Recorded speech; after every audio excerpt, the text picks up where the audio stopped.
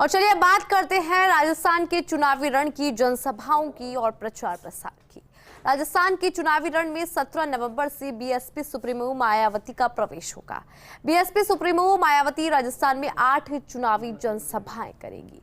17, 18, 19 और 20 नवंबर को चुनावी जनसभा की जाएगी। पूर्वी राजस्थान के धौलपुर से इसकी शुरुआत होगी। आपको बता दें कि पहले चरण में पूर्वी राजस्थान, मत्स्य, मारवाड़ और शेखावटी में दौरे का कार्यक्रम होगा। बहुजन समाज पार्टी की सुप्रीमो मायावती राजस्थान में 17 नवंबर से चुनावी दौरे पर रहेंगी। 17 से 20 तक उनका दौरा राजस्थान में होगा। इस दौरान अलग अलग दिशाओं में जनसभाओं को संबोधित किया जाएगा। 17 नवंबर को पूर्वी राजस्थान के धौलपुर और नदबई से इसका आगाज होगा, जिसके सियासी मायने हैं। पिछले चुनाव में बीएसपी ने नदबई की सीट जीती थी। उससे पिछले चुनाव में धौलपुर सीट भी बीएसपी ने ही जीती थी। भरतपुर जिले में बीएसपी को बीते चुनाव में 2 सीटें मिली थी। बीएसपी के टिकट पर जोगिंदर सिंह गवाना नदबई से चुनाव जीते थे। हालांकि जीतने के बाद वो कांग्रेस में शामिल हो गए थे। वहीं भरतपुर के नगर से बीएसपी से वाजिब अली ने जीत दर्ज की थी। बीएसपी सुप्रीमो के दौरे से दलित वोट बैंक पर असर पड़ेगा। इस इलाके में बीएसपी का पुराना कैडर सक्रिय है, लिहाजा जाट वोट की बहुलता यहाँ बीएसपी का बेस रहता है।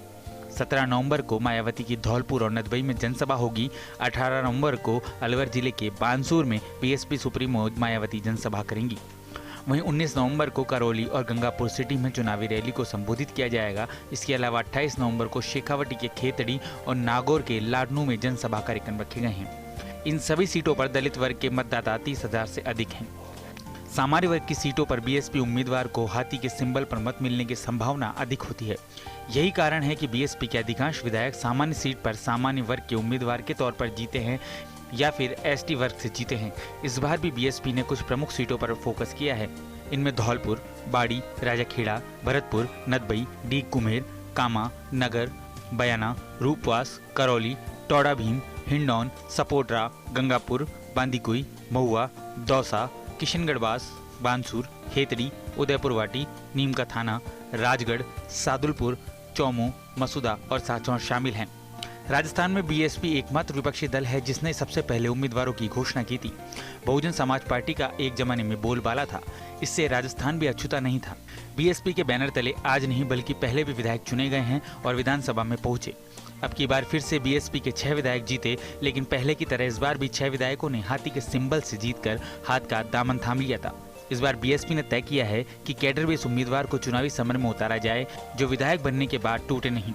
बीएसपी ने आधा दर्जन उम्मीदवार घोषित कर दिए हैं। इनमें नदबई और नगर दोनों सीटें पिछले चुनाव में बीएसपी जीती थी। इसमें नदबई सीट से जोगिंदर सिंह गवाना और नगर से चुनाव वाजिब अली जीते थे।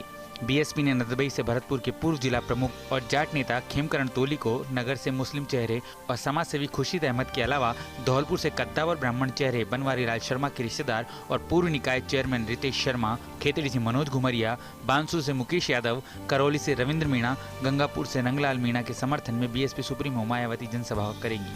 पिछले चुनाव में बीएसपी ने झुंझुनू, अलवर, करौली और भरतपुर बेल्ट में कमाल प्रदर्शन किया था। तिजारा, किशनगढ़बास, नगर, उदयपुरवाटी, करौली और नदबई में हाथी के सिंबल पर विधायक जीते थे।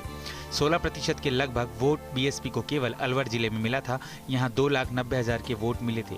यहाँ से तिजारा से संदीप यादव और किशनगढ़बास से दीपचंद खेरिया चुनाव जीते थे। वैसे पूरे राजस्थान में बीएसपी को 4.5% मत मिला था।